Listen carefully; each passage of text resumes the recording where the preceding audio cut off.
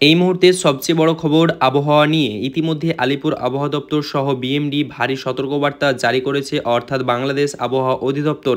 ইতিমধ্যে যেই সব জেলাগুলোতে আংশিক মেঘলা করে আছে, অর্থাৎ সূর্যের দেখা এখনও মেলেনি, সেই সব জেলাগুলোতে রাতের মধ্যে আংশিক থেকে হালকা মেঘলা সহ বৃষ্টির সম্ভাবনা রয়েছে। ইতিমধ্যে কোনো কোনো জেলায় তাপমাত্রা 1 থেকে 2 ডিগ্রি কমে যেতে পারে। তারই সঙ্গে ভারী থেকে ভারী বৃষ্টির আশঙ্কা রয়েছে উপকূলবর্তী যে জেলাগুলি রয়েছে, তারই সঙ্গে 2-1 জেলায় ভারী থেকে বিক্ষিপ্ত পরিমাণে বৃষ্টির সম্ভাবনা। এবং আবহাওয়া দপ্তর জানিয়েছে যে আগামী কয়েক ঘন্টা অর্থাৎ রাতের মধ্যেই এই সব জেলাগুলোতে ভারী বিক্ষিপ্ত পরিমাণে বৃষ্টির সম্ভাবনা আসতে পারে।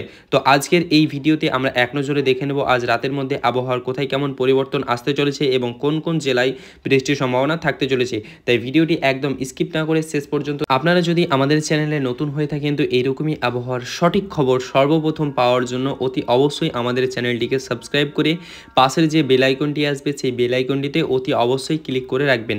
তো চলুন বেশি কিছু না বলে আমরা সরাসরি আবহাওয়া স্টার্ট করি।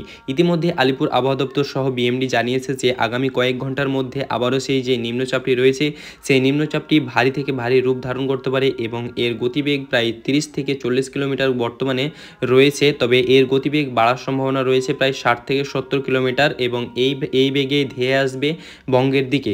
তাই এই বঙ্গে আজ রাতের দিকে বৃষ্টির সম্ভাবনা রয়েছে। তো আমরা সরাসরি উপগ্রহ মানচিত্রের মাধ্যমে একবার দেখে নিই কোথায় কোথায় বৃষ্টির সম্ভাবনা রয়েছে আজ রাতে।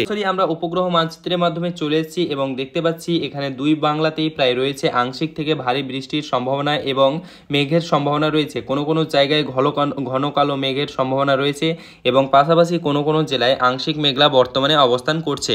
তো সরাসরি যদি আমরা বৈকাল থেকে শুরু করি তাহলে বৈকালের দিকে আবহাওয়ার কিছুটা পরিবর্তন দেখা যাবে। যেমন কি এই আবহাওয়ার পরিবর্তন বৈকাল থেকে শুরু হবে। ইতিমধ্যে যেই সব জেলাগুলোতে বৈকালের মধ্যে রয়েছে বৃষ্টিপাতের সম্ভাবনা বা মেঘের সম্ভাবনা, এদিকে কলকাতা, চন্দননগর, আরামবাগ, এদিকে খড়গপুর, কোলাঘাট, এদিকে জামশেদপুর, বাঁকুড়া, পুরুলিয়া, দুর্গাপুর, বর্ধমান, শান্তিপুর, কাটুয়া, সিউড়ি, নলহাটি, দুমকা, রামপুরহাট, এই সব জেলাগুলোতে রয়েছে আংশিক মেঘলা করার সম্ভাবনা। এদিকে যদি আমরা কথা বলি বাংলাদেশের, তাহলে রাজশাহীর বিভাগের যে জেলাগুলি রয়েছে সেই সব জেলাগুলিতে রয়েছে আংশিক মেঘলা করার সম্ভাবনা।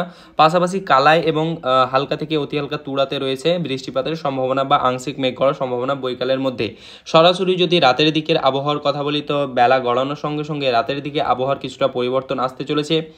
ইতিমধ্যে যেই বর্তমান মেঘটি রয়েছিল সেই মেঘটি অবস্থান করবে চন্দননগর, শান্তিপুর, আরামবাগ, কোলাঘাট, কলকাতা, খড়গপুর, এদিকে জামশেদপুর, এদিকে ভুবনেশ্বর, জলেশ্বর, হালদিবাড়ি, এই সব জেলাগুলোতে অবস্থান করবে এবং কুমিল্লা সহ বরিশাল বিভাগের কিছু কিছু জেলায় এর অবস্থান বা এর মানে প্রভাব দেখা যেতে পারে।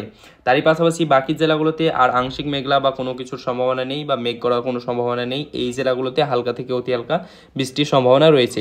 তো এই ছিল এক নজরে একটি ছোট্ট আবহাওয়ার আপডেট যা আপনাদেরকে জানিয়ে দিলাম। যদি ভিডিওটি ভালো লেগে থাকে অতি অবশ্যই একটি লাইক এবং একটি সাবস্ক্রাইব করবেন। দেখা হচ্ছে পরের ভিডিও দিয়ে, ততক্ষণের জন্য ভালো থাকুন, সুস্থ।